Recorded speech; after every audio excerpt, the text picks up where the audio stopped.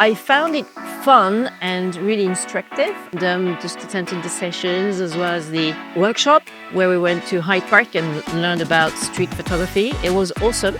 Really liked it. And other stuff that I wasn't expecting that I learned is how to also refresh my eye in terms of finding new subjects to take pictures of, because I've been living in London for the last 23 years. So sometimes I just take everything for granted in terms of my eye being just used to seeing everything in the same way. It just kind of helped me refresh my eye and take some fun pictures of people. So that was an unexpected add-on to this day, but I really loved it.